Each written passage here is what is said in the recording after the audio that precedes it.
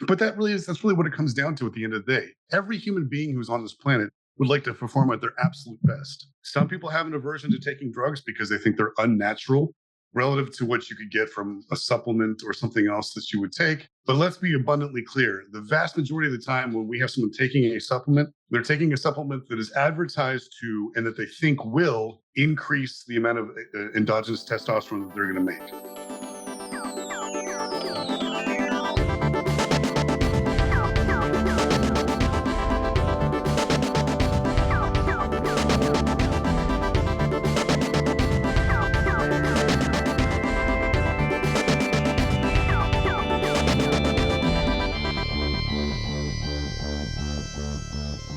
We are about to launch. Truth, not trends. Truth, not trends. Trends. Oh, trends. Truth, not trends. What's up, everybody? Trends. Oh, guess who it is? Jesse and Liam. Jesse Schmidt. We're back. Jesse Schmidt. Guess who?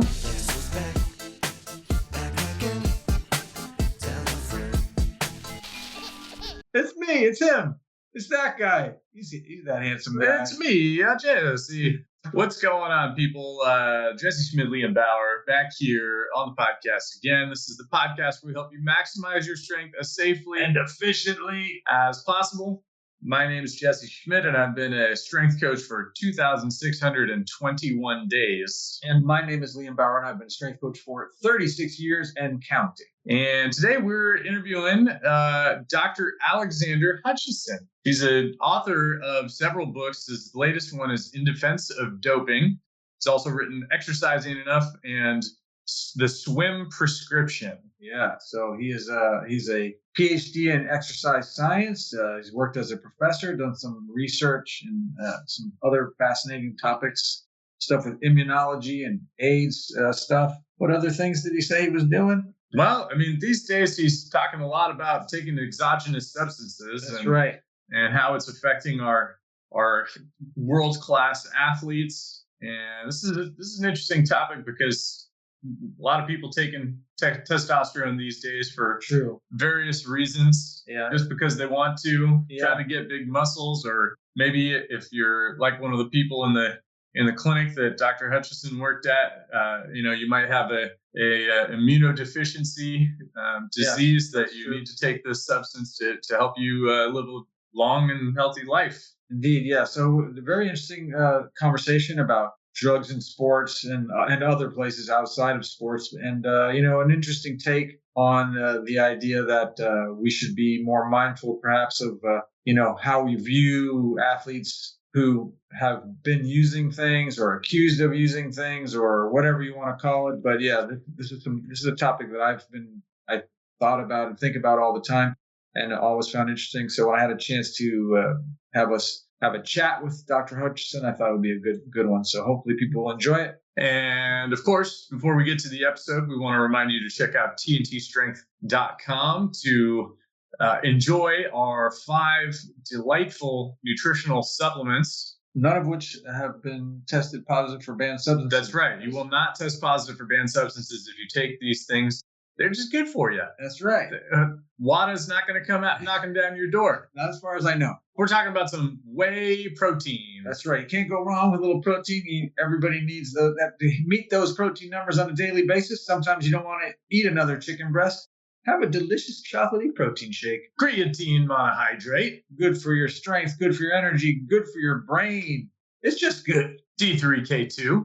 Good for those immunities, which we often talk about, as well as some bones. We got to have some good bones, good health. D3 is important stuff. Omega-3. Omega-3, that fish oil, you can't go wrong. It's good for your joints. It's good for anti-inflammatory purposes. It's got all kinds of great benefits.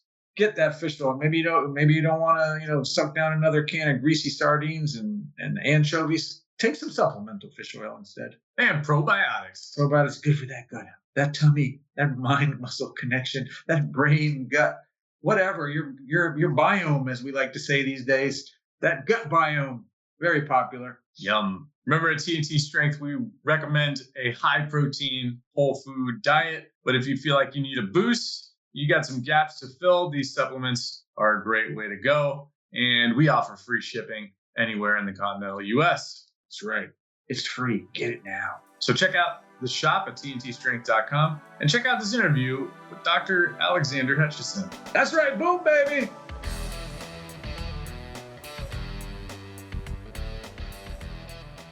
Whenever you're ready. So my name is Dr. Alexander Hutchison. I have a PhD in exercise physiology from the University of Houston.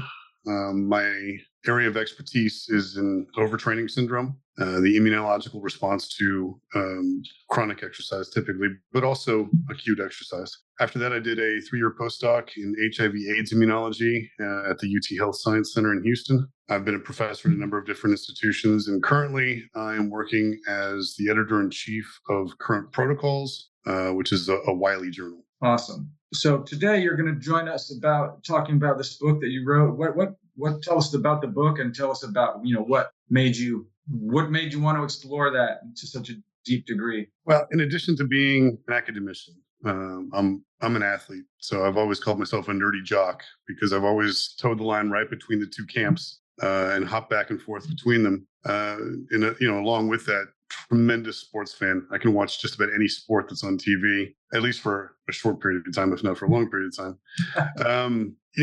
My position on doping initially, and this was in the mid to late 90s when I was really starting to pay attention to that in any way, shape, or form, was being opposed to it. I believed a lot of the stuff that the media would tell you about the nature of doping and why people would do it. I believe the old adage that doping is just a shortcut, until I actually started to do research for my doctorate. And then the more you consume in terms of the science of exercise, the science of recovery, it can, for most people that I've met, have some alterations or to create some alterations in their worldview as it relates to doping specifically.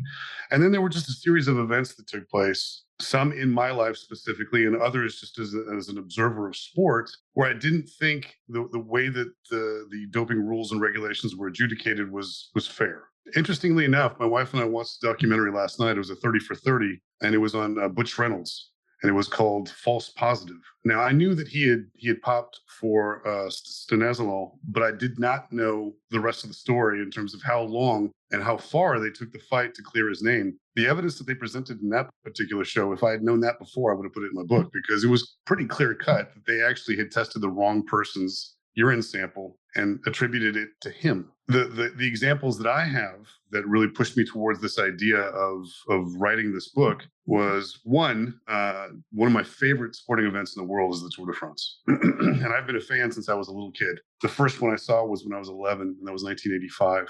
You don't really understand what it means to be a professional cyclist until you do a couple of events that are of that length.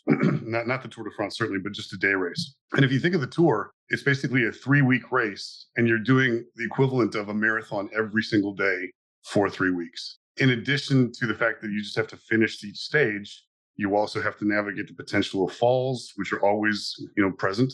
If you do fall and you're going to try to stay in that race, think about the 1 or 2 times in your life that you may have taken a nasty spill, either running or on a bike. The last thing I thought about doing was getting right back on the bike and continuing that ride. I was done for the day. But these guys have to continue going. So seeing the grueling nature of these races, and then also seeing how much the producers of the TV shows that are showing this, either way back in the day when it was basically like a 1-hour recap of a week's worth of racing, or what we show now is the entire stage start to finish. What we really focus on, and if you listen to the verbiage that's used by the commentators, they use the word suffer all the time. So what they're really marketing is how much can any one person tolerate in terms of the amount of suffering. That puts this idea in your head of, what are we really watching here? What it really comes down to is it's a human cockfight going up a mountain. How much suffering can you actually tolerate relative to the person next to you? So when we as the consumer are watching that, we're getting a specific product, but we're actually asking a very specific thing from the athletes. And sometimes I think it's a bit too much. Certainly too much to have them do it and expect them not to turn to some sort of pharmaceutical assistance just to get them through every day. The next thing that came along, my wife and I owned a gym for 3 years. When we sold that in 2017, I started to go into Olympic weightlifting, just at the age group level, just for fun. And I've been taking testosterone at that time for about 10 years. It's been about 15 years now, therapeutically. And to get a therapeutic use exemption through USADA was such a pain. It took me months to track down all my doctors and actually get them to fill out all the paperwork. We're talking a document that was at least 40 pages from start to finish. And when I gave it to USADA thinking this should be easy, they rejected it. So my next question was, what do I do? I mean, I can't just stop here. And they said, well, you have to go off your testosterone for 6 months, and then you'll have to pay for the test yourselves, 3 consecutive months of blood tests to show that you're hypogenic. In other words, I don't make enough of my own testosterone, I need exogenous. And then we'll grant you a therapeutic use exemption. So 9 months from the time I would start till I would finish, and I'd have to be off my testosterone that entire time. That's crazy. And this is also keep an amateur sport. It's age group. For fun. Exactly. And that's what I was telling them. It's like, I don't care if I win anything. You can put me in just the exhibition lane. I just want to have an organized competition to go to so I can lift and challenge myself. But they told me, if you happen to get tested and you fail, you'll be banned for at least 2 years, probably longer. And then we'll put your name up on our website as a doping violator. Big so I didn't do cheater. Exactly. And I just say, now let's analyze this just a little further. Technically, any event that you go to that is sponsored by a national federation, which is a WADA signee, should or could have testing at their particular competition. So this would extend to like a fun run on the weekend. If it is a certified event by USA Track and Field, then technically they could have testers there to test any one of the athletes that crosses that line. I'm already in violation if I do a 5K. That seems remarkably restrictive to me and just a bit silly. So there's that. Now, would they actually go to do that? No, but you get my point. Yeah. Let's back up for a second. Sorry to interrupt. Sure. For me, it's awesome, but we have to keep in mind that people listening, number one, we should tell them, the actual name of the book, and when it was released and stuff, or if it has been. But also, people don't even know what WADA is, right? Sure. You gotta remember, you're talking to a broad audience. I don't even know what. So let me go through. Jesse doesn't even know who WADA is. World Anti-Doping. There you go. I know what it is. I don't really know their scope. Yeah. All right. So the World Anti-Doping Agency is run by the International Olympic Committee, and it is the central hub of all doping regulations throughout international sports. Now, each individual nation has their own anti-doping agency that reports to WADA. So we have USADA, United States Anti-Doping Agency. Russia has RUWADA, and so on and so forth. Okay. Then each of the individual sporting governing bodies they've either signed on to WADA regulations or they have not. Now, so all of the international ones have. Any one of them that's going to compete in the Olympics has to be a WADA signee. Our domestic sports, if we look at our big leagues here, the big four, which would be the NFL, NBA, Major League Baseball, and hockey, they are not WADA signees. They do their own doping regulations and their own doping testing. They have their own doping rules and their own doping punishments. So they're a separate entity. And so those are where those terminologies come in. In terms of the name of the book, it's called In Defense of Doping, and it was published in March, and it's available on Amazon. So we have that last bit there. And then the final straw that broke the proverbial camel's back was when the 2021 USA Track and Field Olympic Trials, Sha'Carri Richardson, another person from Dallas. Yeah, I know exactly. She won the 100 meters. Yeah. Oh, yeah. She won the 100 meters. It wasn't even close. And then either a day or 2 days later, she tested positive for THC, which is the active ingredient in marijuana. Now, her reason for having taken this was because she was ambushed by a reporter who asked her one of these horrible gotcha questions. And the question was specifically along the lines of, what's your response to finding out that your mother has just died? So she didn't have a very strong relationship with her birth mother. She was raised by her grandmother. She had no idea that her birth mother had just died. And so when she was asked this question 2 days before the biggest race of her life, she had some anxiety associated with this. Instead of taking an anxiolytic drug that she could get prescribed, she decided that she would rather have some THC. Now, this was in Oregon, where it's legal to take this drug. She did know that it was against WADA regulations. She did know that she was going to be tested afterwards, and she did know that it was very likely she would pop. That's how desperate she was under those conditions to get some relief from her anxiety. But the notion that THC is in any way a performance-enhancing drug is utterly ridiculous. If anybody who's listening has ever consumed marijuana for any reason, I'm not here to judge that.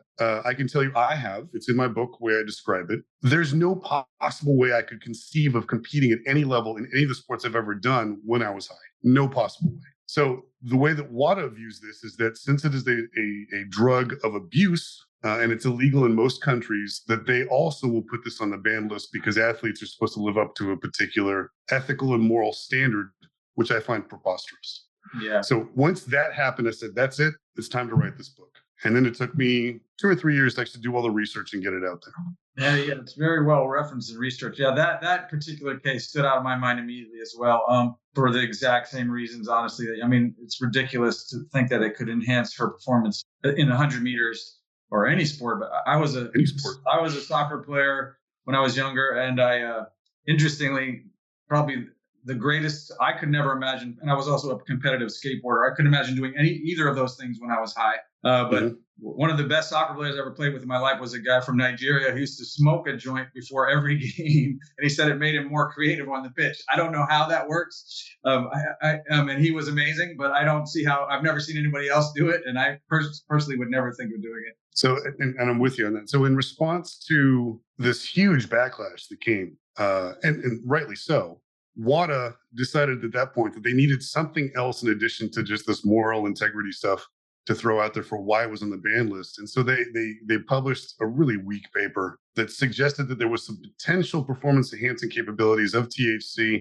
They cited mostly NBA basketball players who claimed that it allowed them to focus more. Okay, so that's fine. But I don't know that it's necessarily a competitive enhancement. And most importantly, it hasn't been tested. So until they come out and say we have definitive evidence that taking THC will improve your performance by allowing you to focus more, it's pointless to sit here and put it on the banned list. It's just preposterous. Yeah, I definitely agree. I feel like if anything, it impairs motor control. Yes. Yeah. I mean, you get a DUI nowadays, right? If you're driving under the influence of marijuana, even in California where it's legal. So yeah. So I mean, the THC, I think that's a pretty easy win amongst most lay individuals if you talk to them about it. But it's that idea that we come back to all the time, and you've heard it a million times. You know, when someone wants to chastise an athlete who has been popped for taking drugs, they say, well, that person's a cheater, and they took that as a shortcut so that they can get to where they want to be faster. But let's be very clear in terms of the science of doping. If we look back at the East German regime in the 60s and 70s that was systematically doping all of their female athletes and a good chunk of their male athletes as well with anabolic steroids, what we can see after the Berlin Wall fell is that what really benefited them was not the fact that they would take these drugs in competition, because they never would. It's what it does to you prior to that. And specifically what it does is allows you to recover faster. Now, what does recovery really mean? This is a whole series of different events that will take place after a training session or after a competition. We need to restore glycogen stores. We need to restore protein levels within the muscles. We need to bring down temperature. We got to get rid of CO2 in the blood. All these things have to happen. The faster it happens, the sooner you can do another training load at high volume. The faster it happens, the better you'll compete the next time through. And so what we see from the East Germans in particular is that they were able to do between 10 and 15% additional volume over what they could have done without the drugs. So what does that mean? That means that doping is the antithesis of a shortcut. It's actually a longer route to get to where you want to go, but it allows you to work harder than your competitors, which makes it so that you can compete at a higher level when the game comes around. Now, if you still think that's cheating, that's fine, but make sure that you understand, if you take a performance enhancing drug, it doesn't mean you can sit on the couch with 2 beers, one in each hand, and then pop up and go and compete when everybody else is out sweating their rear ends off. You're actually going to be increasing the amount of work you're going to be doing relative to your competitor. Yeah. Again, I agree completely. And you make some interesting points in the book, which I think a lot of people don't understand. Baseball is a great example. I know you go a lot into baseball. You go a lot into the Tour de France specifically. Obviously, people think of it mostly in like power, strength related sports, right? Football, obviously weightlifting or, bodybuilding, now something like bodybuilding, right, is its own unusual niche little sport. You have, you can put on more muscle. Okay. That's like a direct thing. But as you say, something like baseball or any sport that demands a high degree of skill for execution, these drugs, other than the recovery process that you're saying, or, they can't impact those things in any way, right? That debate is going to spin on forever, like Barry Bonds. You're not going to be better at hitting the baseball because you recovered more. You're not going to have better hand-eye coordination. That's true. However, let's say that you don't take steroids like Barry Bonds wasn't when he was at Pittsburgh. And you can look at pictures of him then versus when he was with the San Francisco Giants and was taking steroids. He's a different creature. Sure. Let's say that when he was with Pittsburgh, a ball that he would catch on the end of his bat, or just that should have been a foul ball, would pop fly and then be caught. On steroids, he's able to get just enough juice on that play, no pun intended, to get it over the fence. So that additional strength, there's a whole lot of hits that would normally have been caught by outfielders that are then going to carry over the fence. So in that way, when you're trying to actually put on bulk, it's definitely going to help. So you take testosterone or anabolic steroids for two reasons. If you're a power athlete, is actually to put on a mass. Okay. And part of that is just going to happen when you inject it in there in conjunction with the weightlifting is going to make you bigger, but also you want it for the recovery purposes. If you're a cyclist, you're not interested in anabolism. You don't want to put on any additional mass because it's going to slow you down. Right. You're taking small microscopic doses that you typically would take in a patch until they started testing for it. And then after that, they would microdose by injecting directly intravenously small dosages of testosterone that will clear out before you can get tested for it. So you have two different reasons for two different sets of athletes, but it's still a remarkably popular drug. Yeah, I mean, I think in the German regime, they were even doing they were experimenting with inhaled stuff that they were taking right before races, that would have small benefits, and it was apparently quite unpleasant to participate in. But things that would clear quickly and spike quickly and, have maybe some small effects. If it was an anabolic steroid right before the event, it's not going to do much. If it's a steroid that's going to allow you to open up your bronchial tubes and get more air in, that would certainly work. So that would be just a regular old inhaler that we would see. But their primary drug of choice was called oral turinabol, and they actually produced that within their own country. It was a state-run pharmaceutical company that made that just for this purpose.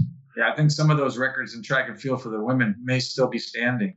A few, unfortunately. We had another coach on, Jim Schmidt. You may or may not know his name. He was the 3-time coach for the U.S. Olympic weightlifting team, and because some of the things you touch on, obviously, these things they weren't illegal forever, right? Steroids didn't used to be illegal; they weren't illegal in the 60s. People 75 is when they first really made. Yeah, they weren't cheating back then.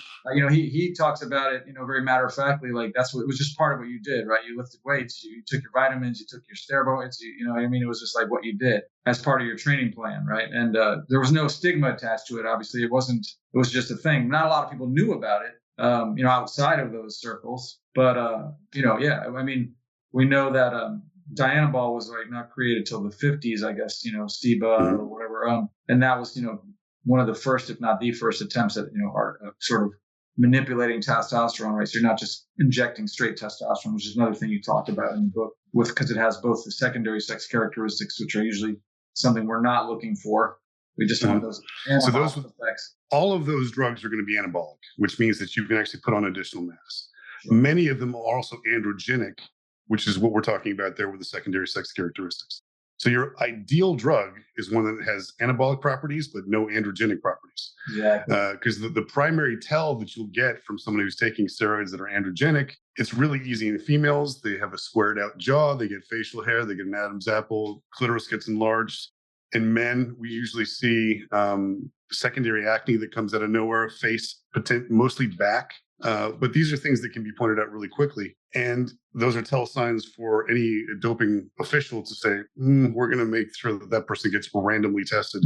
But the newer drugs that are out there have anabolic properties, but very few, if any, androgenic properties. Yeah. It is an interesting thing. And I don't know.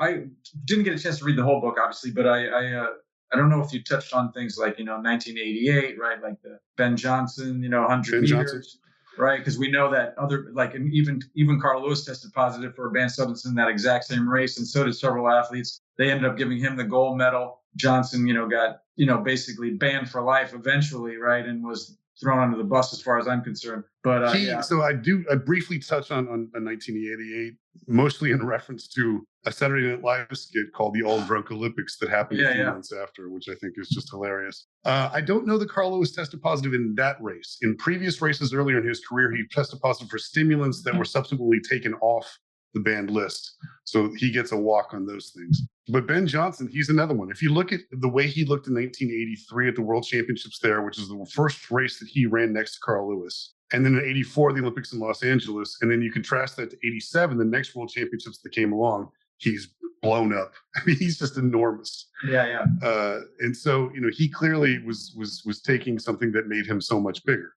Was he thrown under the bus? I think a number of the Canadian athletes were chucked under the bus, in as much as the idea at the time was, we'd like to put an end to this by getting as much information as we can, and then trying to educate the athletes and the respective governing bodies on how this is taking place. What is the methodology? So they could have offered some level of amnesty to the athletes who went up to testify.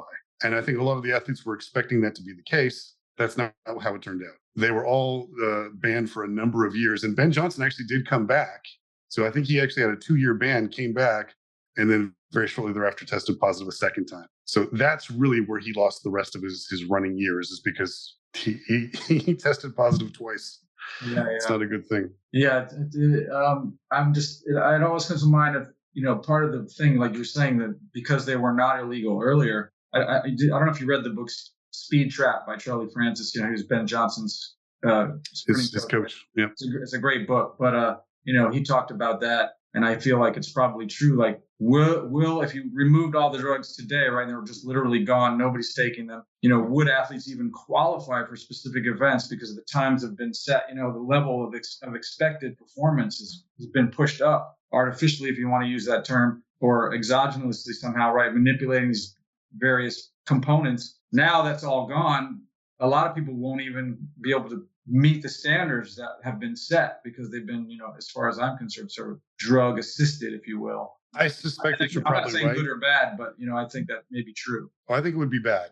I think that if we yanked everything out right now and people couldn't actually meet the same times or even come close, remember what sports is. It's entertainment. And if you don't have viewership dollars, your sport doesn't exist. No, when I was saying good or bad, I was saying I'm with you. I'm with you, but they were used. I understand, but I think that would have a severe detrimental effect in terms of the sports themselves. Sports which we have automatic and objective standards that have to be met, then that would be difficult. In a sport like basketball, it's not quite the same thing because you don't have a time standard, as it were. But yeah, I suspect you're probably right. The problem is that we can't ever really know one way or the other. Under the current system, the only thing that we know for sure is when someone tests positive, the vast majority of the time they did it. In some form or fashion, that drug got into their body, they did it. Now, the documentary I watched yesterday would suggest that sometimes, at least back in the early 90s and prior, that may not be the case because the testing methods were so sloppy. And it also depends on what each individual lab is doing in terms of their own protocols and their standard operating procedures. But under the current system, if an athlete tests negative for their entire career, all that means is that they haven't been caught yet. That's the only definitive thing that you can actually state. And that's really unfortunate. Now, most people who are lay and don't have the level of expertise that I do would just assume if the test says that that person doesn't have anything in their system, then they must not be doing anything. But that's not actually the way it is. We know that because Lance only tested positive for cortisone one time and thereafter did not test positive again. That was at least publicized. There's some speculation that he may have gotten really close to some thresholds a couple of times, and then UCI found a way, that's the governing body of cycling, to make those results go away because he was such a cash cow. Okay, but he said this over and over again when the accusations were flying around. I've never tested positive. I've never tested positive, and he's right. I tell people that all the time, and they don't realize it. Right? I go, he didn't actually test positive, but he, people are like, well, how did he get caught? Well, that's a whole other story. He just admitted it in an interview. Yeah. So, Dr. Hutchison, what is that? The statement you made is that if people, basically, we know everybody's doping. How do we know everybody's doping? Well, I don't think everybody's doping. I don't agree with that. I'd say there's a number of different methods we can do this. and if we're looking retrospectively, then you can just look back at the athletes who have been caught up in scandals, either subsequent to their time as athletes. And there's a number of different police raids that we can look back on. There's the Facina Affair '98. There was I can't remember the name of it, but it was the Spanish one where they raided some people in early 2005. And they come back with these logs of names that are ascribed to particular athletes. And then after a couple of years, they just admit to what they've done. So that's the primary thing, is that athletes will just come forward and say, I did it, and I don't have any particular problem with it, but I just want to get this out in the air and let you hear about it. There was like samples, the Balco, Balco was a big one.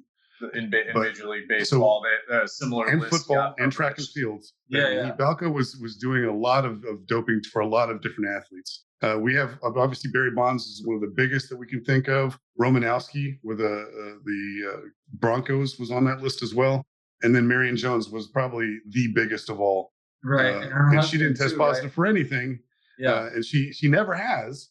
But because they were using a specific designer testosterone or designer anabolic steroids that the testing groups did not know about. So they had no idea what it was they were looking for. They never would have found it had there not been a disgruntled coach who was affiliated with Victor Conti, who ran Balco, which is the Bay Area Laboratory Cooperative in San Francisco. They had a falling out. This coach took one of his syringes that had some of the clear, which was the designer testosterone, and sent it into USADA. And so then they had a primer with which they could then use to test athletes thereafter. Now, had that not happened, it would have been another 10, 15 years before they would have caught up. So it sounds like you're making the argument, or you're making the inference, that because we have evidence in the media or positive test results for some of the highest level athletes over multiple sports, that we can infer if those athletes are taking exogenous banned substances, that most other professional athletes are also taking those. Would you agree with that? I would, but I think you also need some additional data to go along with it to support that contention. And that's where the anonymous survey data comes in. So I was on a podcast yesterday with with a professor from Fordham about my book as well. And he was telling me anecdotally that he's spoken to a lot of athletes and they're all very much against doping. Okay, what athlete is going to openly suggest that they're for doping, right, and not expect to lose sponsorship deals? Currently playing their sport athlete. Yeah, they're going to be hounded by WADA thereafter. There'll always be picked up for random testing. So I don't believe any of that stuff if you're asking someone straight to their face. The only response, if you have money on the line to whether or not you're doping or not, is no. I'm just going to deny it. Where do you actually get good data? You get good data by protecting the anonymity of the athletes and surveying a large number of them. So there have been a couple of studies that have done this. One in track and field that I read recently. 2 different races. One was at the World Athletic Championships, and the other one was the Pan Asian Games. And respectively, from those 2 sets, the World Athletics was around 32% admitted to taking something that was on the banned list. And at the Pan Asian Games, it was 52%. So that's a huge number. And even that is going to be somewhat conservative, because even within that, they're not going to trust the anonymity. I'm going to take the safest route. I'm going to say, nope, I didn't do anything. So therein lies where I'm talking about. I mean, if you got 52% of the athletes who were comfortable enough to admit in an anonymous survey that they're taking it, extrapolate that over the rest of the group, or extrapolate it to the top 10. Are they more or less likely to take it than the entire group? I'd say probably more. They have more on the line. They have more that they need to win in terms of money, in terms of sponsorship deals, et cetera. But therein lies, that's where you get the good data. Now, let's contrast that with the NFL. If the studies that have already been done, and some of these are quite old and specific just to steroids, because that's the biggest drug you're going to see within the NFL, around 10 to 15% usually will admit to taking something. Remarkably small relative to what you see on the world stage. Now, why is there a difference between those? My suspicion, and this is really what I advocate for in the book, and this is what I'm pushing very hard for, is that within our domestic leagues, what do we have in terms of athlete representation? Each one of those has an athlete's union, a player's union, that has a collective bargaining agreement with the league through which they can negotiate for pay versus giving up some rights when it comes to testing for anabolic steroids and other performance enhancing drugs, and also negotiating the punishments that go along with them. If you look at the punishments associated with our domestic leagues versus internationally, they're much more lenient. They're much more reasonable. And the first offense in the NFL is 4 games, a quarter of your season. A first offense for doping could, as far as international sports, is either going to be 2 or 4 years. Typically now 4, because they're trying to make you miss at least one Olympic cycle. Okay, so there's a level of nasty punitiveness that comes in the international stage that doesn't happen domestically, because the international athletes do not have any say at all in how their sport is run. They're the product. They're the one I'm paying money to go see. I'm not interested in seeing what the head of World Athletics is doing. I don't really care what that person says. I want to see the athletes on the field. Those are the people who are actually generating the product, and they should have a say. So finding some way for the athletes to have a union just within track and field internationally, I know it's going to be tremendously challenging, but it can be done. That's really where I think things need to go. Now, if you have, let's say you have a track and field or swimming union, and all the athletes there vote to maintain the restrictions as they stand, I'm out. Because if that's what they say they want, I'm an outsider. I shouldn't have any additional say beyond just that. I find it really hard to believe that they would actually do that. But let's say that they do that. Let's say that they actually vote to maintain everything in exchange for money from that governing body, right? The athletes who win gold medals don't get anything except for the gold medal. If you come back to the United States with a gold, silver, or bronze, you have to pay taxes on it when you show up. So you can see the remarkable inequity that's involved with this. The people who are actually the employees who are giving us what it is that we're looking at on TV are, well, they're taken advantage of time after time. And that's where things need to change. Is your ultimate sort of, feelings about it? I mean, it's not 100% clear to me. Do you feel like it's bad for those things to be in the sports? It's good for those things to be sports. It doesn't matter. Do you feel like they are cheating somehow by doing these things? Those are the kind of questions that people might be wondering. Sure. So it's nuanced. Sure. And it's not a black and white thing.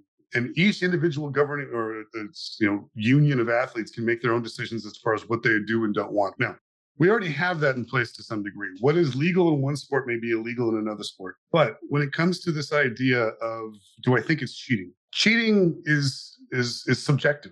It's only cheating because there's a set of rules that are written in place to say that it is. If we decide to change those rules, it's not cheating anymore. So no, I don't think it's cheating. Do I think that it's bad for the sports? I think, again, that's subjective. I think 15 years ago, most people would be appalled if they heard that their favorite athlete had been caught taking a performance-enhancing drug. I think now it just goes right over our head. We just don't care. The most recent one that I saw was Jimmy Garoppolo. Okay, so the Raiders quarterback, he's going to be missing the first 4 games this next season because he tested positive for some substance. They didn't announce which one it was specifically. But what I did see was that he's coming off of an injury. Here is one of the primary places that I see that performance-enhancing drugs can actually be used to facilitate recovery and healing from injury to get an athlete back on the playing field. Now, if I were to pull my back and not be able to go to my job, whatever that was, I would probably go to get some physical therapy, but I would probably also in the short term ask my doctor to give me a cortisone injection to bring down the inflammation in my back and make it so I can just function for a couple of days before I start PT. An athlete can't do that. If they're going to get that cortisone injection, they're out for at least, and it depends on the sport, but for cycling 8 days. Can't do anything with your team for 8 days. Yeah, it's funny. Sorry to interrupt. I know you went into that a lot in the book, and that was something that for me even, and probably even more people outside, I never really stopped to consider cortisone being a performance-enhanced substance. It makes perfect sense, right? Because it allows you to do things when you wouldn't otherwise be able to because of pain or inflammation, as you say. But I had never thought of it as on my own list, right, internally, like of that being a drug. And of course, you go back again to the NFL sports with that elicit a high degrees of pain and injury. Obviously, they were abusing that stuff to the point where they would even their tissues would break down over time because they exceed the lifetime recommended dosages of those things. But yeah, it's funny. It never really dawned on me until I was reading the book that that's another one that could be considered a performance enhancer. But it because it doesn't promote that anabolism or other things that people associate with. Oh, he's big, he must be on drugs, right? Mm-hmm. Not like, oh, he looks like he's moving okay, right? You never think, oh, his knee doesn't hurt. Yeah.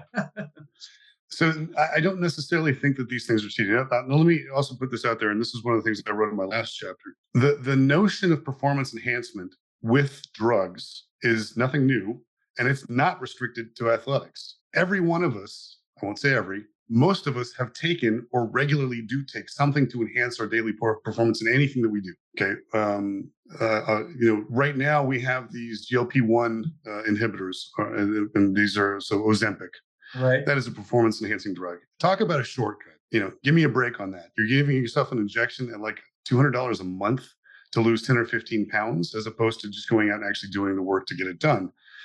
That's the nature of the beast. We all want to get something done quickly. If we extend it to other occupations, and this is what I put in my book, and this is something I was completely unaware of until I just happened to catch a news article on this.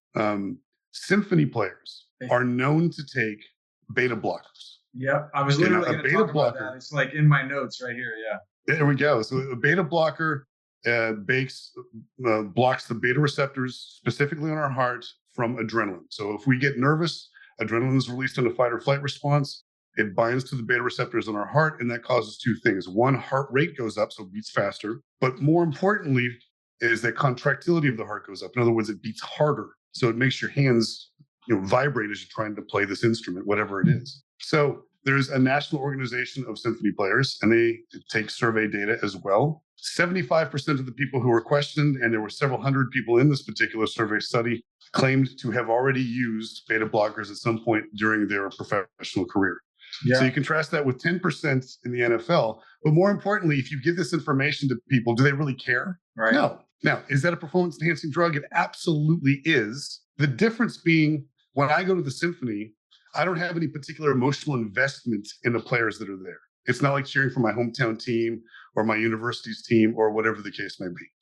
And so because we put that emotional stake into our athletes that we don't do in other professions, there has been in the past a bit of a heartbreak when you see that they've fallen short of our expectations. But what my point is to everybody that's out there is just look at what we all do on a day-to-day basis. So one of the other points I put in there is my athletes, my students, when I was a college professor, almost a big chunk of them would take Adderall or Ritalin so that they could focus during note-taking or tests. And they didn't have a prescription for it. They would get it from a buddy who used to have a prescription or has a prescription, but they're not taking it anymore, and they would sell it. So black market sales of this stuff. And then talking to my adult friends, a lot of the people who I would talk to would be lawyers and accountants, particularly around tax time. They would take Adderall so they could focus that a little bit more. That's a performance enhancing drug during your particular occupation. Why is that legal there and expected and fine as far as the societal norms is concerned, but in sports it's not? Yeah, it's an interesting conundrum. You can think of how many people are consuming caffeine in one form or another, sure, for very specific reasons. It's not, nobody has any problems with it.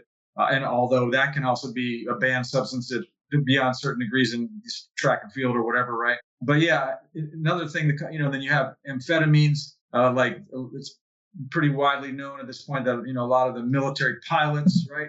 Or other people, mm-hmm. They have to take, their bodies can't deal with the things that are going on, not just for fatigue, but, these amazing reaction times and things that mm-hmm. they have to deal with. That's pretty, everyone knows, or people know inside there for sure that they're taking these drugs just so they can do their job, right? Right. But again, we don't necessarily see that as a bad thing or a stigma or whatever. It's a separate, right? It's viewed in a different light. Sure. In that case, I would say that the stakes are quite a bit higher for that job. They're protecting our entire nation from enemies. And so I would like them to be on something that's going to make them perform at their best. But that's really what it comes down to at the end of the day. Every human being who's on this planet would like to perform at their absolute best. Some people have an aversion to taking drugs because they think they're unnatural relative to what you could get from a supplement or something else that you would take. But let's be abundantly clear. The vast majority of the time when we have someone taking a supplement, they're taking a supplement that is advertised to and that they think will increase the amount of endogenous testosterone that they're going to make. Okay, so the end result is supposed to be the same. Sure. But the problem is that those supplements don't work. They don't work. And the vast majority of the time, if they do work, it's because they've been tainted with something that's going to increase that testosterone. Sometimes it's actually testosterone. Okay, we've seen this a number of times. And they'll put that on there as proprietary blend, right? So they don't actually give the full ingredient list. Okay, but instead of taking something that's then eventually down the line going to give you a boost of testosterone, why not just take the testosterone? And so That is a big thing that has happened over the last 15 to 20 years. Is you've seen aging clinics open up, and aging clinics are just a place to get testosterone, but they call them T clinics. And this isn't just for men. Women take testosterone too. For They sure. take significantly smaller dosages, but they primarily take it for two reasons. One, to lose some weight, and then two, because it improves libido. And that's another big thing that we want to have is good libido so we can stay happy in our marriages. So performance enhancement is everywhere. It is not restricted to sports. And so part of the thing I think we should do is, as there's been an evolution in our thought process over the years to the point now where taking testosterone is not a surprising thing at all. I've got tons of friends who do, and not for any athletic purposes at all, just so they can sleep a little better and keep their weight down and just recover better between workouts. Now that it has become so much of a normal thing to see, our attitudes towards what athletes do has also started to shift over time. Yeah. And I think there's just a natural evolution to this that we need to change something in a dramatic fashion. And I'll follow that up with one more point. The other problem that we have is that WADA will tell the different countries what they have their expectations of doing, but then it's up to those individual countries to actually follow the rules. And if you have a rogue state like Russia, like China, like North Korea, they have no capacity to actually punish them at any meaningful level other than removing from the Olympics. And they've shown a tremendous reluctance to actually adjudicate punishments on a national scale at that level. So you've got the Russians. If you looked at the documentary called Icarus, which is on Netflix, Yeah. I would recommend everybody watch Great that. one. Yeah. It's Yeah. remarkably eye-opening how much Putin's nation cheated to get their athletes to win events, and how little of a punishment those athletes actually received in response to that. The vast majority of them were not allowed to compete under the Russian flag. They had to compete under the Olympic flag. Yeah. Wow. China, it just came out recently. In the last Olympics, they had 21 athletes test positive for a performance-enhancing drug, no punishment, because they claimed that it was contamination. Whether it was proven or not, don't know. But WADA said, sure, do what you want, but Sha'Carri Richardson can't run. It's nonsense. The system is absolutely marijuana. broken, and it needs to be fixed. Yeah, yeah, it is crazy, and it makes me think also back to the sort of whole supplement idea and general performance rate these days, right? We got all these people creating like some sort of nootropics, like brain power, what all the, and I mean these things are blowing up, right? Whether they do anything or not, or whether they just have Adderall in them, right? But they're marketing under these things, and people want it, right? They want to be. Who doesn't want to think more clearly and be more focused? Sure. I've never used Adderall, but I like the sound of what it might do for me. You know what I mean? Like, I want to think clearly and be focused all the time. Mm-hmm. I'm a little bit of a caffeine junkie. I've never tried the prescription stuff, but and neither have I. But I wouldn't be averse to it if it was something I thought I needed. So yeah, in the supplement industry is massive. It makes billions of dollars every year, and it is not regulated by the FDA. There are no regulations as far as supplements are concerned, or vitamins. So you can make a concoction with just about anything in it and market it as being potentially good for you. And people will take it because they think that it's one, legal, and two, safer. But you really have no concept at all of what you're putting in your body or what impact it's going to have, good or bad. I know there was speaking of what you're saying, how some of these things may actually have testosterone. I know there was a company a few years back that was, marketing a sort of a over-the-counter pill that would be similar to Viagra, and and then it turned out that it just had Viagra in it, Mm-hmm. and people were like, "This stuff really works. It's amazing, and I can just buy it anywhere, right?" Mm-hmm. They're like, "Yeah, there's a reason why it's working so well." But yeah, so that stuff does happen as well. The proprietary blends, and that's a way for them to also just put nothing in them and act like there's something and still make money. Yeah. So that's the most egregious of the examples is what we're talking about there. But you've also got the fact that, and this can happen with prescription drugs. If you have a formulary lab that's making big batches of these prescription drugs, if they don't do a tremendously good job of actually cleaning out their equipment, then you have cross-contamination that happens all the time. This has been documented in athletes. We had a track and field athlete she tested positive for what's called a masking agent, which is basically just a diuretic that makes you pee faster to get rid of the metabolites of drugs. It turned out that she was on an antidepressant. She hadn't told anybody, and that antidepressant was contaminated at the formulary by the drug manufacturer itself. So she was cleared, but she had to tell the entire world that she's on antidepressants. And if she's not interested in actually sharing that information with them, because she's an athlete, in no other occupation would you have to do this, but because she's an athlete, The whole damn world has to hear about it. Is that particularly fair? No, because also the rules by which we do this is that we announce to everybody that athlete tested positive instead of keeping it on the down low until such time as you can conclusively prove that they did it with intent. That's not what we do right now. We've had 2 athletes at least that are documented who have been contaminated with performance or at least restricted drugs after having sexual relations with their partners. Now, luckily, both of those were in long-term monogamous relationships, and they could actually bring their partner with them to show all the drugs they were taking and prove that it came to them through their partner. But what if that person had a one-night stand? What if they couldn't track down the person they had sex with? What if they haven't come out of the closet yet, and they're homosexual males having homosexual sex, and they have to actually tell the entire world this now instead of keeping it quiet? These are the kinds of nonsensical things that athletes have to deal with that the rest of us don't. So these are other areas where we need to have some level of change.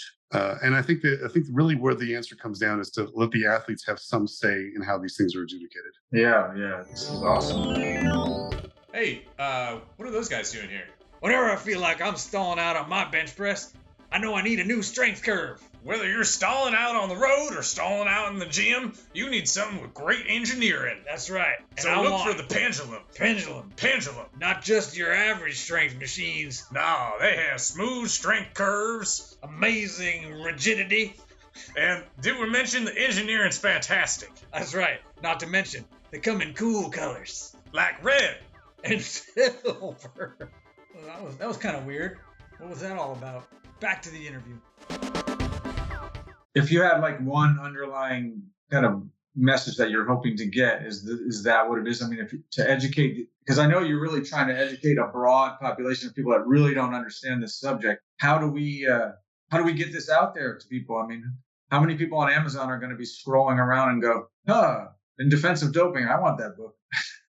Well, I'm hoping a lot. I'm hoping you're going to help me with that process. Yeah, well, we'll do our best. The underlying message, I think there's really 2. I think the one that I would come out with initially is, even if someone is taking a drug for the purposes of cheating, have some level of empathy. Think about where that particular athlete may have come from, and most of these athletes do. Generational poverty. Sports is their big ticket out.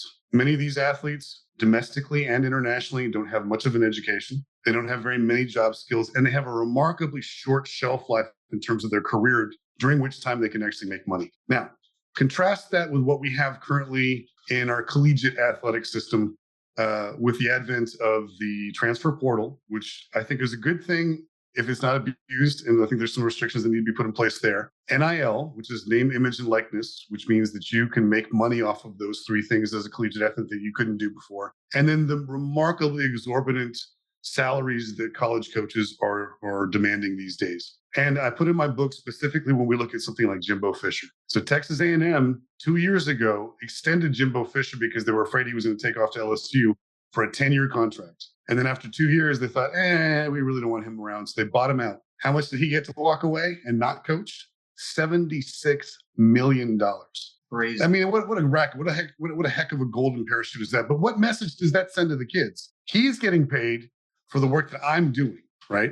If I need a little bit of a boost so I can get the same NIL money that the quarterback is getting, and I'm just a lowly running back, and my parents are starving, I'm eating ramen noodles every night. I'm going to do what I got to do to keep up with these cats. Okay, so there's the other, in terms of the empathy, those are the kinds of things I want people to think about. They really don't understand that. But there's been studies that show that the vast majority, around 80% of athletes that are collegiate one or collegiate Division I athletes, live below the poverty line. That's preposterous when there's billions of dollars flowing through sports and that they are the product. So that was the first thing that I would say is try to have some sense of empathy and context before you make a judgment about the quality of the character of these individuals who may or may not be caught. And then the second point that I would have is, look at the context of what sport really is. It is entertainment. These are adults playing children's games for my gratification. And many of these games are remarkably violent. They're remarkably dangerous. And one of the favorite things that I get to see in football in particular is when there's a big collision, right? Now, we've restricted many of those collisions to prevent or reduce the number of concussions that take place. But prior to that, in the 70s, 80s, 90s, and aughts, the NFL would market tapes, biggest hits in the NFL version of this. And so if I'm getting gratified by the fact that you're pounding the living hell out of your body and you decide that you need to take a drug to make it so you can last another game, another season, to maximize and optimize your earning capacity. Who the hell am I to tell you otherwise? Because I'm just sitting here grinning ear to ear by watching you beat the crap out of each other. Keep those things in mind as you move forward. That's what I would ask people. Those are good points. It's a little hypocritical of us to judge athletes for taking those substances to do their jobs better, which, as you pointed out, is to entertain us. Right. In your book, you talk about baseball as an example, and I think the chapter is about how steroids saved baseball. Absolutely, it did. Most people, they think of it as like some a scandal that made, I don't know, baseball less of an appealing sport to watch. But fact is that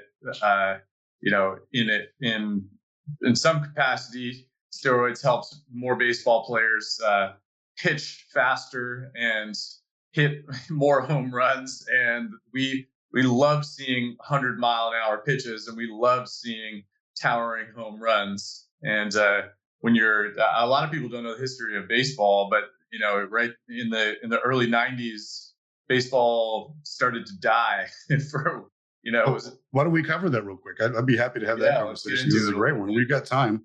Yeah. So to your point, so in '94 there was a lockout. It canceled the '94 World Series, which was only the second time in MLB history that the World Series didn't happen, and the previous one was only the second World Series ever. So long time ago. They didn't come back until about a quarter of the way through the '95 season, which was shortened, obviously, in terms of the number of games and also the playoffs themselves. But the attendance plummeted because the patrons were pissed off that you're having this big pissing contest between billionaires and millionaires. That's something that they can really relate to. Which they were. Attendance was down for years. Weren't always paid millions, but they to the 90s. But in terms of what the spectators are looking at, that's what they're thinking in their mind. Yeah. Is how can you guys be quibbling over this when you make so much money? Now, the average baseball player does not make nearly as much as the stars do. But in terms of what the spectators are seeing, that's what their perception is, at least the majority of them. So attendance stayed down for a number of years until 1998, when we had this remarkable race to beat the single season home run record that was set by Roger Maris in 1961 of 61 home runs. Unlike most of the time where we have one athlete that's chasing it, this time we had two. We had Sammy Sosa and we had Mark McGwire, and they were in the same division on two opposing teams that were very old Midwestern teams, which was, I think, also tremendously beneficial. And they were both very telegenic. They interviewed well, and they really liked each other. So as the season progressed, you finally came down to this amazing event where McGwire was getting the closest to breaking the record. And it looked like he was going to break it in St. Louis during a 3-game series against the Cubs and Sammy Sosa. So, I mean, you could not have scripted this better if you wanted to. He did break that home run record there. It was a tremendous scene. But the race wasn't over because there was still about 16 games left in the season. So at one point, Sosa pulled ahead by one home run. He get to 66. And then that last weekend, McGwire hit 5 more and finished with 70. So we went from, if you look back at the actual record for home runs, it was 59 by Babe Ruth, and it was 60 by Babe Ruth, and then it was 61 by Roger Maris. So these incremental increases. And then we have two guys that blow it away. They go 66 and 70. Huge numbers. In addition to that, so as you were saying, once they found out, what impact did it have on viewership of baseball? None. If you look at the attendance records after people found out that they were on steroids, which really came out and came to light during the 2003 and 2005 congressional hearings, attendance kept going up. So the spectators may have been offended by the fact that this happened. It didn't change how they reacted in terms of actually spending their money on baseball. They kept going. Then 3 years later, we have Barry Bonds, a bit jealous of the attention that these other two guys got. He's obviously on steroids because he's with Victor Conti's group. He improved that record even more to 73. And then this is the big thing, is that even though ownership and management insisted that they did not know conclusively that steroids were being taken, which is ridiculous. By the time that Barry Bonds gets to 2007, when he's trying to break the career record for home runs, which is Aaron, what's his name? Yeah, Hank Aaron's. Everybody knows that he has been on testosterone or the clear because his grand jury testimony was leaked to the public. So we all know for sure He took them. Baseball did nothing to get rid of the previous records of Mark McGwire or Barry Bonds in terms of how they related to the single season record. And they haven't put an asterisk by the career record either. So they're willing to throw these players under the bus and say, you're just terrible, horrible people. But they want to reap all the benefits of what they did, knowing full well that they were doing it. That's just disgusting to me. That's utter nonsense. Had that race not happened, baseball would not be in the position that it is today. It would be a third tier sport at best. Yeah. So there's definitely some hypocrisy involved here. And maybe what's the statute of limitations? Once you retire from the sport, do you have 10 years to be voted into the Hall of Fame or something like that? I don't know what it is, but you can't be on the ballot until 5 years after, and then I think you get 5 years, and then you can go in the Veterans Committee if they decide to pick you up thereafter. But none of these guys is ever going to get into the Hall of Fame. Yeah. So, it makes me wonder, because you mentioned Roger Maris, and he surpassed Babe Ruth's single season home run record that Babe Ruth had set, 30 years earlier or something like that. And he had an asterisk attached to his name because for a while, but they took it off. That's my point here, is that until after he passed away, actually, right? Mm-hmm. His home run record was a separate record from Babe Ruth's, because the season that Maris set the record, there were 12 extra games or 10 extra games or something like that in the season. And so retroactively, that's my favorite movie. It's called 61, by the way, for if you haven't seen it. It's a good one. Listening. Yeah, it's great. It's all about the history of that.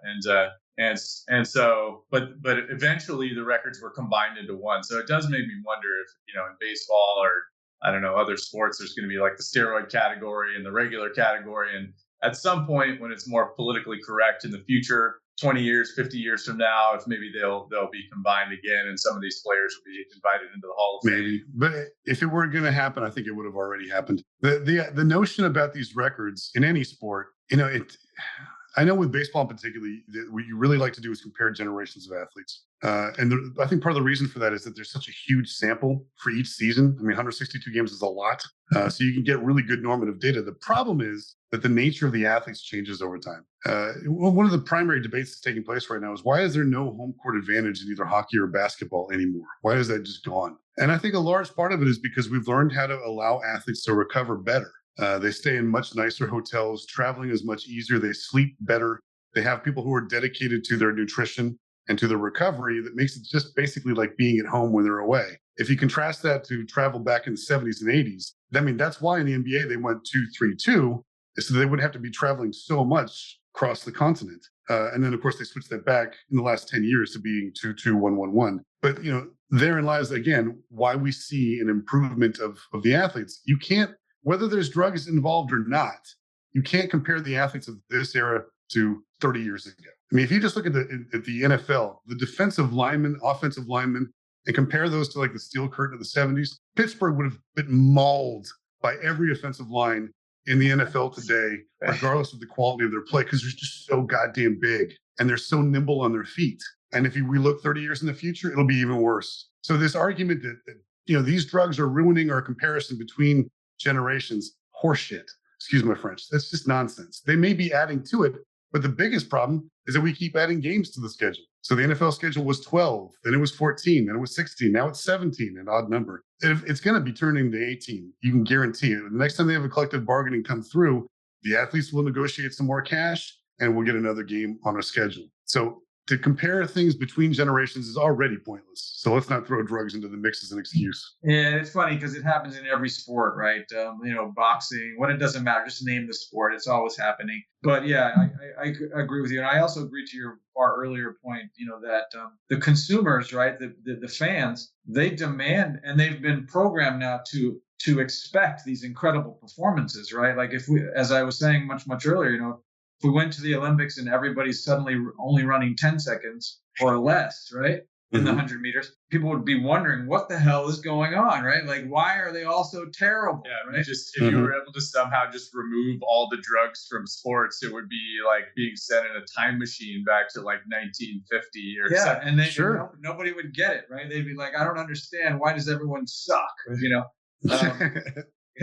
Well, look at in swimming. I mean, it wasn't until the 70s that they allowed swimmers to have goggles, for Christ's sake. I mean, and do we really want to go back to the level there to level the playing field between the goggle wearers and the non-goggle wearers? Yeah, swimming is swimsuits used to be wool. It's an there's a lot of other technological advances in swimming. Like the pools used to be walls, and the water would hit that wall and come back. Now it's the water goes away, so it doesn't send any energy back. They used to pack every single lane. Now they leave the outside lanes open. Again, more energy disperses and doesn't interfere with their forward. Well, look at the lane lines themselves. The lane lines used to be the little ones you saw at the country club. Now there's enormous dials that, like you're saying, they dissipate the wave action. That makes the pools are deeper. I mean, the simplest thing. Of course, the swimsuit technology, right? Oh, that's tremendous. We could go into that forever. But the diving blocks are massive compared to when I was a swimmer. And then they have they have a fin on the back where you can put your foot on it at an angle like you could for track starts. Right. In backstroke, this is one of the things that used to drive me absolutely bananas, is that if you're doing backstroke, you have to have your complete foot submerged underneath the water for a backstroke start. And your feet are also on a relatively slippery surface in the touchpad. Okay, so then about, I think it was 12 years ago, they allowed for this, it's basically a plexiglass pad that comes down with grip tape on it that allows you to put your feet on that to push off of. Well, your starts are so much better now. You don't ever have a worry about slipping on your start. Yeah. So the evolution of sport, it changes everything. And so consumers shouldn't be worried about whether or not they can compare from one generation to another. Just enjoy it for what it is. It is an exhibition of the what an athlete can do at their best. And I'm kind of like you. I'm a universal fan of athletics, but I don't know about yourself, but I don't care who wins or loses 99% of the time. Like I'm not someone who like has a specific team that I always root for, but I love to see everyone performing at the highest level. And I feel that way about I'll watch badminton or ping pong or whatever, like the best of the best. It's incredible to see them in action, when whatever the athletes are, at the highest level. It's just amazing the things that these guys I'm with you. Or gals. I love my teams more than I love any other team, but outside of the college and professional athletics domestically, then you get into all these other niche sports. We have YouTube TV, and I guess it was like 6 months ago, they had these 2 new channels that popped up called Be In Sports, and they mostly show European soccer, but they show stuff like sailing, lots of triathlon, and I tuned into Highlight. I don't know if you guys have ever seen that. Sure. But if you remember back to the 80s when they had, the opening credits of Miami Vice, they would have these guys with these gigantic scoops on one hand, and they're playing in basically a room with one wall missing so that the audience could see it. But you're just heaving this ball against the wall at hundreds of miles an hour and hoping that your opponent can't catch it. So it's like racquetball without a racket. You're just slinging this thing. And if you get caught in the head with it, you can get smacked really hard and be out. But again, this is just a crazy sport. So for people like us, who are just sports enthusiasts, I'll watch just about anything, as long as there's some level of drama and some level of physical acuity that you have to play this sport. I'm not that big into cornhole and stuff like that. I find it remarkably boring. But anything that's going to be truly dramatic, like you shouldn't be able to look like me, but fatter and be considered an athlete. So golf is sometimes difficult for me. Sometimes watching baseball players is tough for me because they do a lot of scratching and standing. But you get my point. For sure. Yeah. This is awesome stuff. Sometimes we joke that Liam came up with this idea of the all-steroid Olympics, or maybe that came from Yes. That was he was talking about an SNL. Was that the SNL sketch? The all-drug Olympics. Yeah, the all-drug Olympics, which is still worth looking at. That's a hilarious video. It really is. It dates itself quite well. It has not yet old by a stretch, and that's from 1988. So go back on YouTube and just put in all drug Olympics SNL and watch that skit. It's quite funny. But along those lines, let me just throw out one more last thing here. I don't know if you guys have heard about this yet, but there will be a parallel games to the Olympics in 2025 called the Enhanced Games. Nice. Oh, is that right? Okay, so that's right. So this is being backed by Peter Thiel, who's the guy who founded PayPal. Right. And it's going to be an interesting organization, and it's going to be an interesting games. They're not going to test for performance enhancing drugs. I don't know if they're going to expand it out to test for some, because obviously I think there's some that just should not be ever allowed because they're just too dangerous. But for the big five, in my opinion, they're not going to test for those. They're offering cash awards for the medals that are won. And that's one of the biggest things that I see there. The interesting thing is that even if you're completely opposed to it, it's kind of like what Live Sports did or Live Golf. They came in and they offered these gigantic purses at golf tournaments that they would be hosting, obviously. The response to that from the PGA was that they increased their purses, which is precisely why a lot of the athletes were agitating for in the first place. They wanted more money and a reduced playing schedule. And that's what allowed for Live to come along and do what they did. The same basic premise is already happening here with the enhanced games. Because they offered $50,000, I think that's the number, for a win at the enhanced games. Track and boxing shortly thereafter came out and said, okay, well, we're going to offer cash prizes for winning too. Yeah. Had they not come along and done that, they would have continued business as usual. More exploitation of athletes.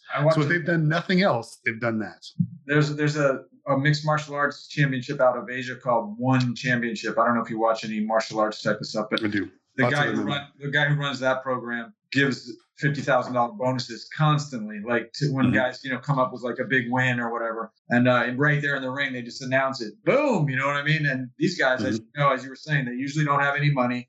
They're training continuously. They come from poverty. These are Thai guys from Thailand or wherever they're from, right? Most boxers, I've trained boxers in my life, and they come from nothing. And so I mean, a $50,000 bonus on the spot is a pretty gigantic thing for these guys or gals, and it's impressive. That's a sad side note. Is years ago I was the strength and conditioning coach for the then 3-time combined women's world boxing champion. At that time, she was essentially the equivalent of a Mike Tyson, but a female athlete. Vander Holyfield was making $10 million when he lost a fight. She was winning $5,000, something. You know what I mean? And had to have another job. And she's like she's the world champion, right? And she has to work behind the desk of some crappy job just to be able to support herself. She's training at an inner city gym. So it's. I think the empathy thing is something to think about as well that you mentioned. And that's something that to just add on there. And this is an anecdote that comes from the cycling, background.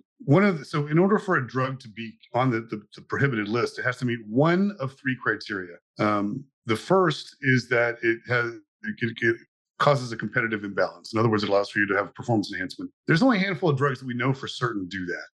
And so the rest of them that get added on subsequently, they haven't tested them in any athletic means to see if they actually improve performance. They're just assuming that they do. The second one is that it's potentially dangerous to the health of the athlete. Again, water can be dangerous to the health of an athlete if they're a marathoner or triathlete and they've overconsumed water without taking in adequate electrolytes. You can get what's called hyponatremic, which basically means that your blood becomes diluted to the point where the electrolytes in it are not enough to allow for muscle and brain conduction. Very dangerous state to be in. And it's not that uncommon. So I'm not being glib by any stretch when I say water can be a dangerous thing to athletes. So that by itself is also very difficult to judge whether this is actually going to be truly dangerous to an athlete. But if the drug in question doesn't meet either one of those first 2 criteria, then there's always the fallback, which what it has is being against the spirit of sport, which is just this big nebulous, it's just not ethical, and that's fine. The point that I'm trying to make here is if you look at, and this was something I saw in a documentary called Lance, which is another 30 for 30 that I would recommend people watch. If you look at the late 80s, when the Berlin Wall fell and the Iron Curtain came down, there was an influx of Eastern European athletes into cycling. And these folks were poor. They already came from a regime that would allow for some level of doping. But then in addition to that, when you're talking about the safety of the athlete, and these guys are flying down mountains on roads that are basically goat tracks in rain, no helmet at 60, 70, 80 miles an hour. There's already a tremendous inherent danger within the sport itself. The idea that EPO or some other drug is going to be dangerous to this particular athlete, they've got to make money because they're desperate to make it. So yeah, it's because I'm on my Mac. If I put my thumb up, it pops up. Yeah, that was awesome. That notion that the drugs are dangerous to the athletes, maybe. Are they more dangerous than the sport itself? Depends on the sport, but I'd say in most instances, no. For cycling, for football, for mixed martial arts, boxing, any kind of combat sport, no way. Yeah. The sport itself is tremendously dangerous. There could be, I mean, there's, when the UFC was trying to become mainstream, there was a number of people in power who did not want it to actually do so. They didn't want to get sanctioned. And they changed the rules to make it so that it was less like a human cockfight, which is what John McCain called it. And so, again, they made that sport less dangerous so that they could actually become a mainstream sport, but it's still dangerous as hell. Of course. Yeah. Awesome. Really enjoy this. I think I could keep talking to you for a long time. It's fascinating. Well, before we go, stuff. let me just hand out my contact information. If people want to track me down, they can go to my website, which is goodegg.fitness. So it's GOODEGG, one word, .fitness. And what is on that website? I've got all 3 of the books that I've written. I've got every podcast I've been on thus far. I'll put yours on there as well once I get it. Nice. I've got all the articles I've ever written. And then just my contact information if they want to talk to me about what are the other speaking books? engagement. Yeah, what are the other books? So the other 2 books I wrote, the first one was called Exercise Ain't Enough. And that's about 2 things, really. One, the benefits of HIIT training versus endurance training, because there are obvious physiological benefits that from HIIT training that outstrip what you can get from endurance training. And then secondly, it's about, the fact that if you want to lose weight, diet always trumps exercise in terms of the benefits for losing weight. So if you're not really interested in exercise, or you really love exercise, but you're going to keep eating like crap, you're not going to go anywhere with weight loss. So I lay all that out, and I also provide a number of workouts in there for people to follow. The second book is called The Swim Prescription, and it's all about how swimming is better physiologically than land-based exercises. Interesting. Yeah. It sounds like we're kind of in line in a lot of areas, at least for me. I'm kind of known for like the high intensity interval stuff from way back.